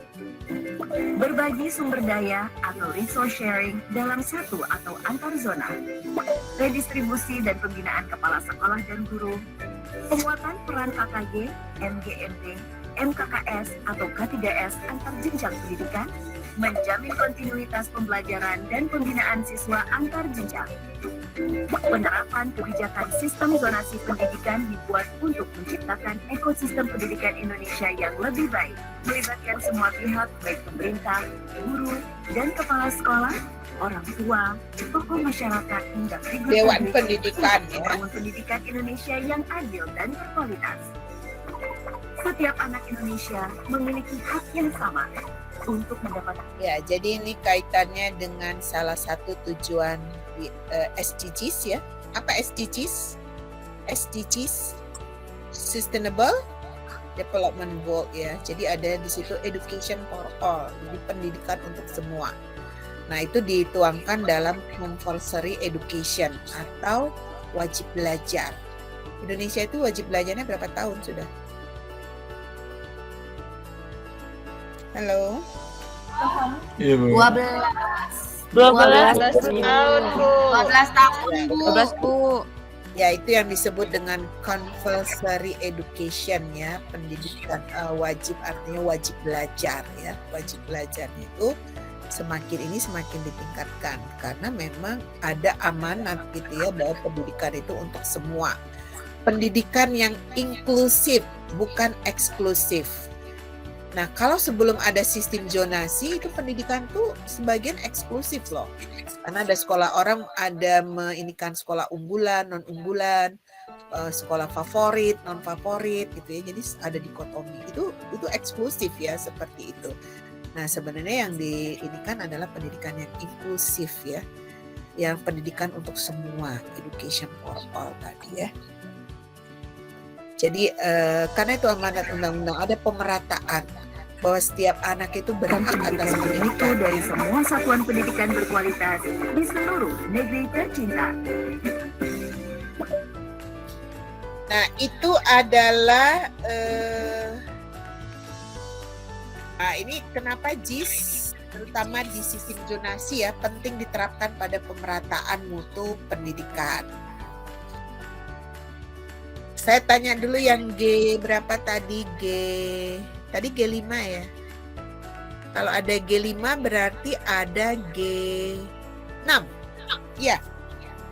Ada G6? Siap, Bu. Ya.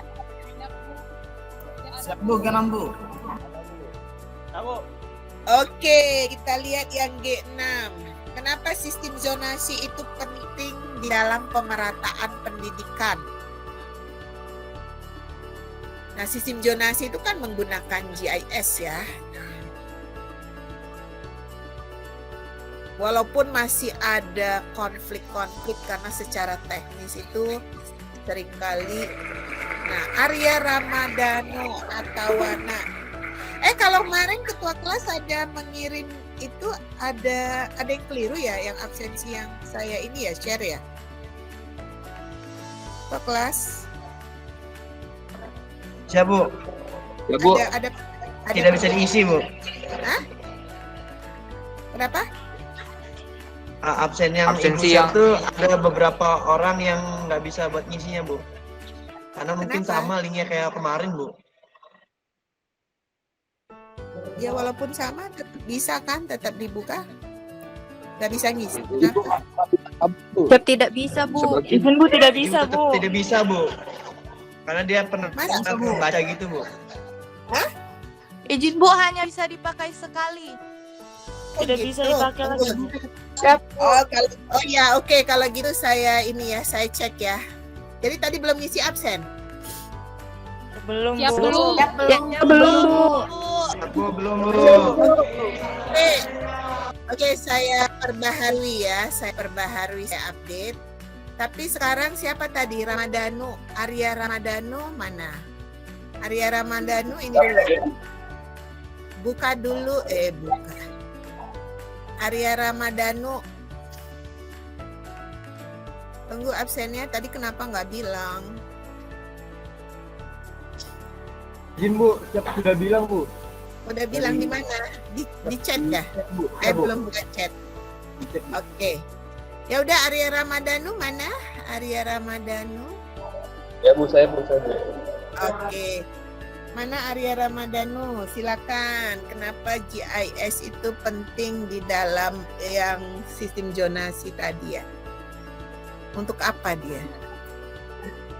Ya, Bu, alasan mengapa manfaat sistem informasi geografi itu penting di bidang zonasi itu yang pertama seperti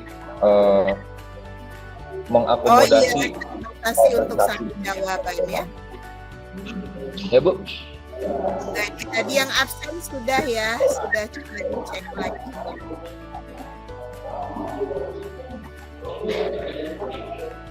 Jadi, Bu, boleh saya lanjut, Bu? Boleh, silakan. Ya, Bu, jadi saya ulangi untuk kenapa pentingnya itu karena berhubungan dengan zonasi daerah-daerah yang memang dikhususkan untuk meningkatkan mutu kualitas pendidikan. Yang pertama seperti kayak akomodasi siswa prestasi dan juga yang tidak mampu. Jadi dengan adanya sistem zonasi geografis itu dapat memberikan komposisi dari jalur donasi, dalam hal ini siswa prestasinya yang minimal berapa persen, dan juga dari siswa afirmasi minimal berapa persen. Lalu selanjutnya dia juga memberikan ruang fleksibilitas kepada daerah. Dan ini kebijakan zonasi ini kan memang menjadi harapan bersama dari para pemerintah untuk bergerak memeratakan akses dan juga kualitas dari pendidikan itu, dan juga dari daerah-daerah terpencil maupun kota juga dapat merasakan bagaimana kualitas pendidikan dan juga pemerataan kualitas dan kuantitas dari guru. Karena tidak terlepas juga dari kualitas pendidikan itu ada hubungannya juga dengan kualitas para tenaga pendidiknya. Oleh karenanya harapannya dengan adanya sistem zonasi ini dapat memberikan suatu mutu dan kualitas dari guru tersebut yang dapat disebar, dan bukan hanya dari daerah pusat dan juga melainkan dari daerah-daerah kecil. Kira-kira selama ini yang menjadi kendala itu apa ya? Sistem zonasi ini kan masih banyak ricuh juga ya. Kira-kira kalau menurut Ramadhanu ya, Arya Ramadhanu Artawana, namanya bagus, keren banget.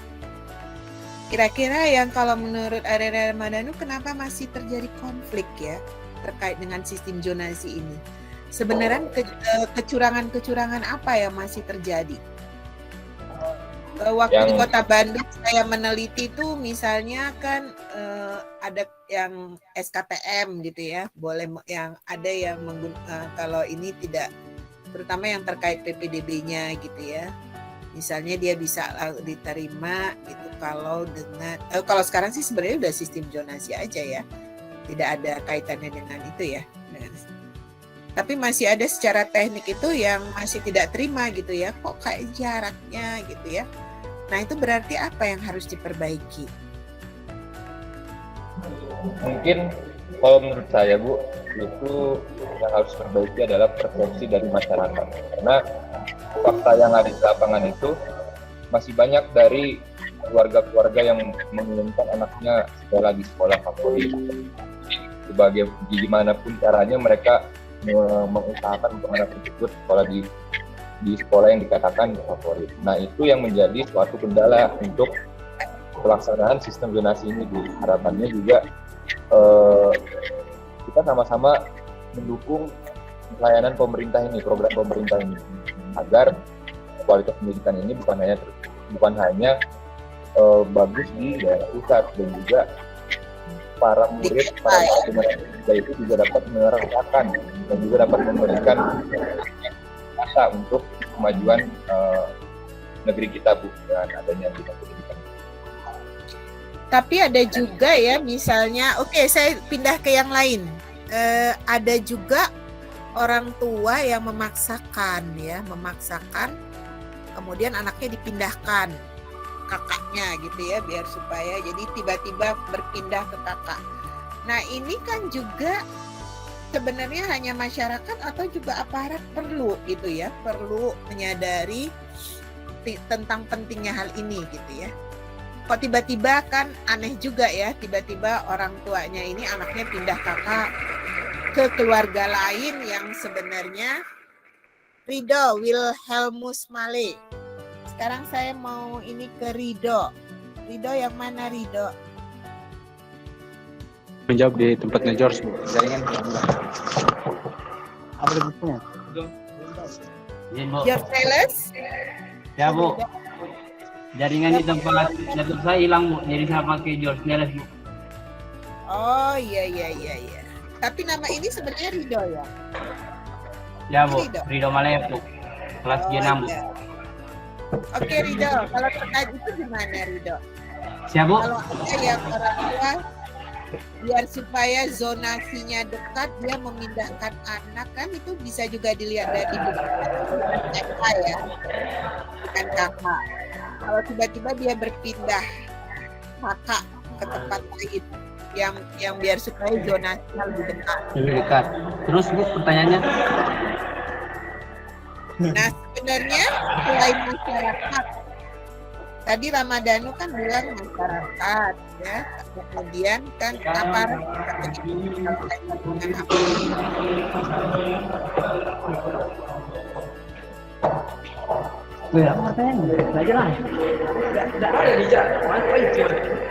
Bicara apa ya? Siap Bu, bisa diulang Bu?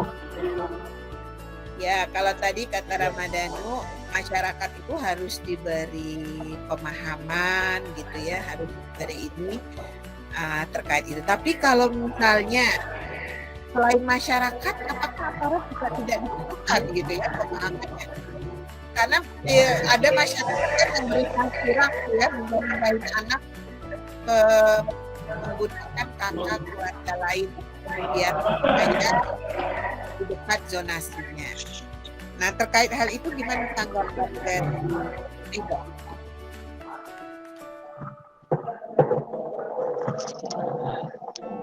Izin Bu, izin menjawab. Tujuannya sebenarnya walaupun zonasi itu untuk menghilangkan sekolah unggulan, sekolah favorit, tapi kan masih aja orang berani ya. Ya, Bu. Sekolah yang mantan favorit itu masih aja di ini. Jadi anaknya itu pindahkan ke tempat lain, ke kakak yang lain biar kita lebih dekat. Nah, itu gimana? Tentu bagi masyarakat sendiri harus sadar, karena kalau masyarakat berpikir sekolah unggulan, aparat. Gimana Bu? Pasti dibantu aparat juga kalau Ya, dia Bu. digabung dengan situ. Kok aparatnya tidak curiga? Kok mau membantu? Kok tidak ditanya alasan? Mungkin dari aparatnya Bu harus lebih diperbaiki terhadap sistem penerimaan mungkin Bu, karena kalau begini mungkin tidak adil bagi masyarakat lain. Ya, ya itu yang mau saya tanya pendapat. Ya Bu. Oke, terima kasih ya. Ini siapa tadi namanya? Siap, Ridho Male Bu. Arya dengan Ridho tadi ya, yang dari G6. Udah bisa isi akun atau belum? Ya belum Bu. Hah? Belum Bu. Sudah dicoba? Ya Bu, sudah Bu. Sudah bisa? Sudah bisa ya?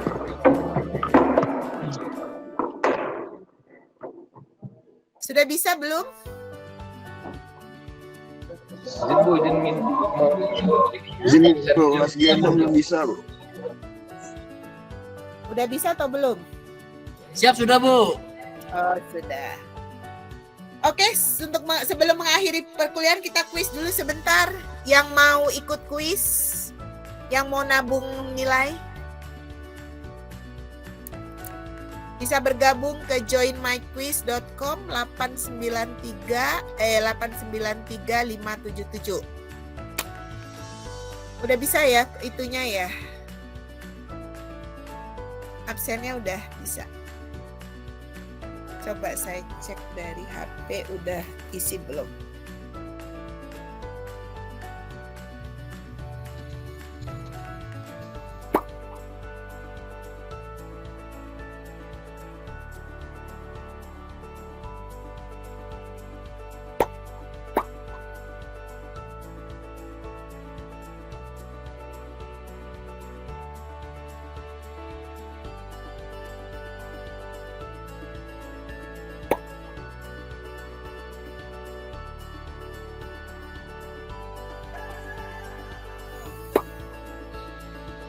Kelas G5 dan G6.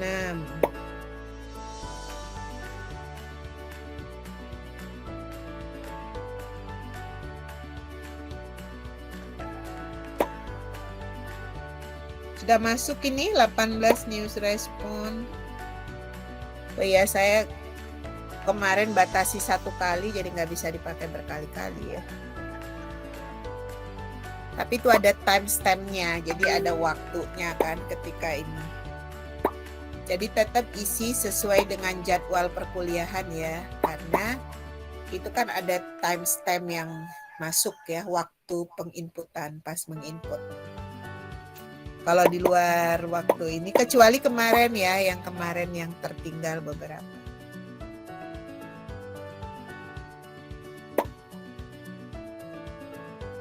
G6 ini 49.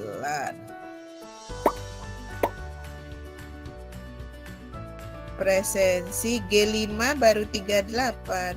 G6 sudah 51. Ini kan untuk 2 kali pertemuan udah. Yang G5 belum pada ngisi ya absennya ya. Yang G6 sudah 51. Jangan sampai ketinggalan kayak kemarin lagi ya, ribet kalau ada.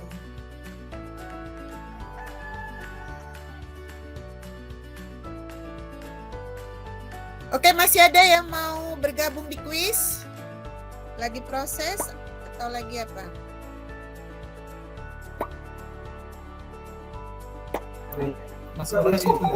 Ibu masih mencari jaringan, Bu. Oke. Jaringannya masih bermasalah. Siap, Bu. Jangan lupa nanti isi absen ya. Siap, Bu. Sudah bisa sekarang.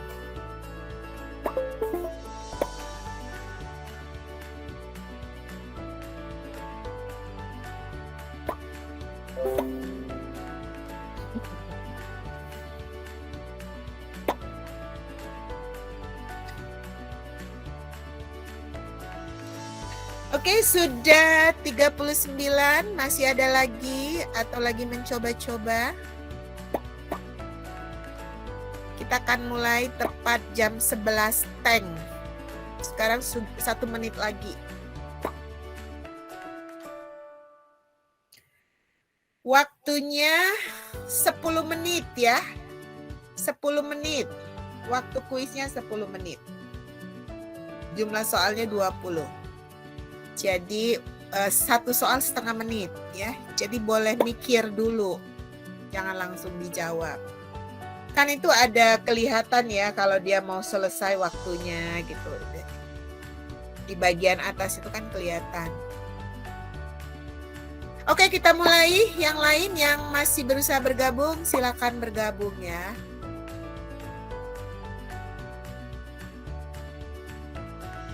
Saya mulai, waktunya 10 menit.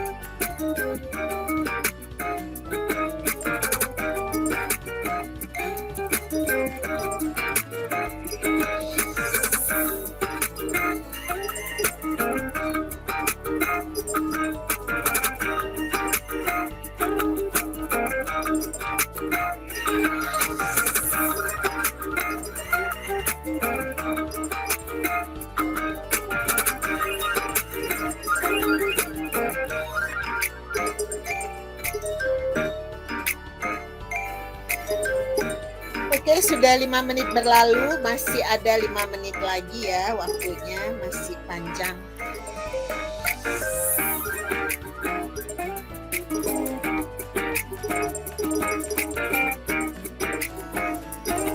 Oke, Selin, Acikal, Muhammad Nurdin,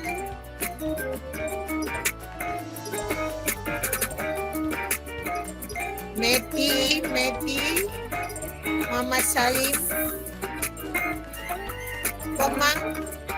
Komang nih belum ada keliru. Kayaknya Komang belum ada keliru ya.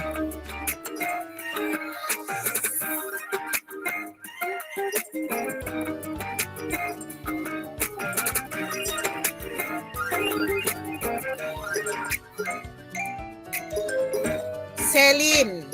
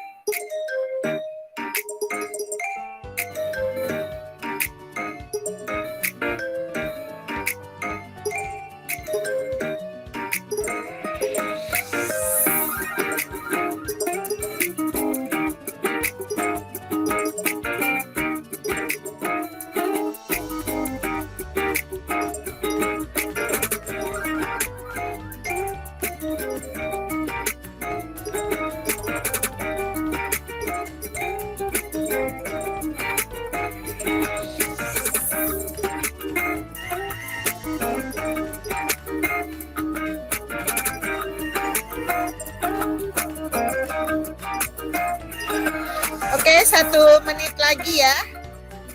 1 menit lagi.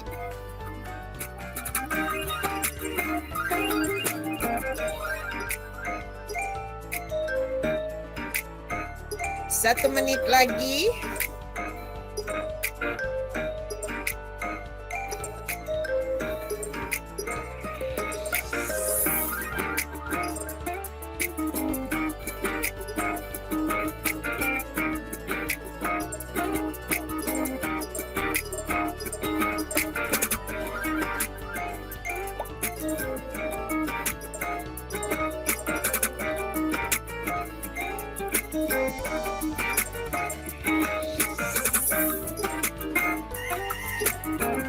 Oke, posisi teratas Muhammad Nurdin.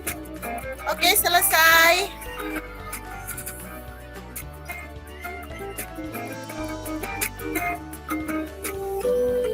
Oke, selamat untuk Muhammad Nurdin, Komang Trimaisya, dan Akbar Ikramullah. Nanti hadiahnya dikirim melalui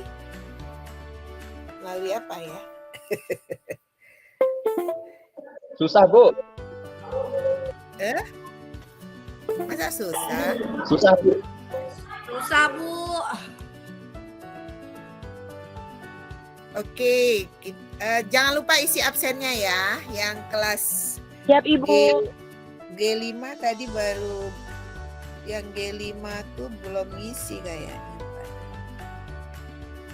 Yang G5 itu baru 38 itu dengan yang lalu kemarin. Kalau yang G6 ada 51. Diisi ya, jangan sampai tidak diisi. Oke, demikian pertemuan untuk hari ini. Kita lanjutkan lagi minggu depan. Kalau minggu depan nggak ada libur. Pengennya libur ya. Ya, minggu depan semoga apa yang kita diskusikan pada pagi hari ini itu bisa memberikan inspirasi biar supaya nanti juga pada melakukan inovasi gitu ya, inovasi membantu pemerintah daerah gitu ya mewujudkan pelayanan yang lebih baik, yang lebih cepat, yang lebih sesuai dengan harapan masyarakat ya, dengan menggunakan GIS atau Sistem Informasi Geografis. Oke, demikian, mohon maaf apabila ada hal yang kurang berkenan. Kita lanjutkan lagi minggu depan. Assalamualaikum warahmatullahi wabarakatuh.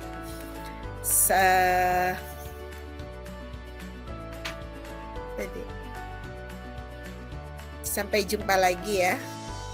Semoga tetap semangat dan bahagia. Om Swastiastu, Namo Buddhaya, salam kebajikan. Waalaikumsalam warahmatullahi wabarakatuh. Makasih, Bu. Makasih, Bu. Oke. Sampai jumpa lagi.